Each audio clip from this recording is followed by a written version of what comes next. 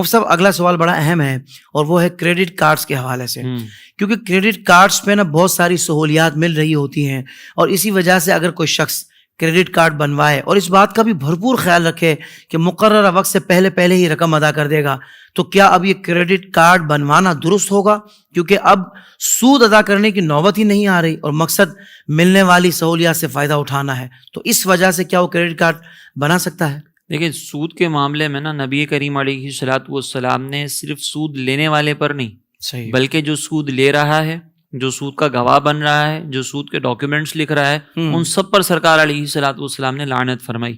جس کا نتیجہ یہ ہے کہ سود کے معاملے کے اندر کسی بھی طریقے سے ملوث ہو رہے ہیں، یہاں پہ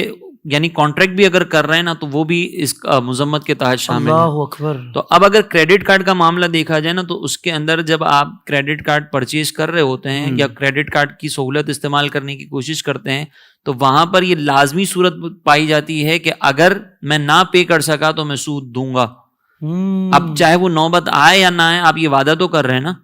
تو یہ وعدہ کرنا بھی گناہ ہے، لہٰذا صرف سہولیات کے حصول کے لیے کریڈٹ کارڈ کے استعمال کی اجازت نہیں ہوگی۔ ہاں، بعض اوقات ایسی سچویشن ہوتی ہے کہ جو امپورٹ ایکسپورٹ کرنے والے لوگ ہوتے ہیں ان کے لیے باہر ممالک کے اندر کریڈٹ کارڈ کے علاوہ کوئی صورت اگر نہ ہو، آپشن نہیں ہوتا، آپشن ہی نہیں ہے، تو پھر ایک الگ ایگزمپشن ہے، وہ باقاعدہ اگر اپنی صورتحال بتائیں گے تو ان کو ایگزمپشن مل سکتی ہے، کیونکہ اب اس کے علاوہ کوئی اور طریقہ کار نہیں ہے۔ لیکن اگر صرف سہولیات استعمال کرنا پیش نظر ہے تو پھر اس میں کوئی رعایت نہیں ہوگی، کیونکہ یہ وعدہ سود ہے، آپ چاہے سود پے کریں نہ کریں، آپ وعدہ سود کر کے بھی گناہ گار ہو رہے ہیں، لہٰذا اس کی اجازت نہیں۔ یعنی صرف شرط کا ہونا سود کی، بے شک آپ اس نوبت تک جائیں نہ جائیں، آپ وہ شرط کا ہونا ہی اس کو حرام کر رہا ہے۔ جی بالکل ٹھیک ہے۔ اور یہ آپ نے کریڈٹ کارڈ کا بتایا، ڈیبٹ کارڈ کی صورت اس کا حکم بالکل الگ ہے۔ لیکن ڈیبٹ کارڈ میں تو سود کا معاملہ ہی نہیں ہوتا، کیونکہ اس کے اندر قرض والی صورت نہیں ہوتی۔ بالکل صحیح، اس کے اندر تو جتنے پیسے اکاؤنٹ میں ہیں اتنے ہی استعمال کر سکتے ہیں، اس سے ایکسٹرا تو ایکسیڈ کر ہی نہیں سکتے۔ بالکل ٹھیک ہے۔ ڈیبٹ کارڈ ایک آپشن تو ہے کہ اگر آپ کارڈ والی سہولت حاصل کرنا چاہتے ہیں،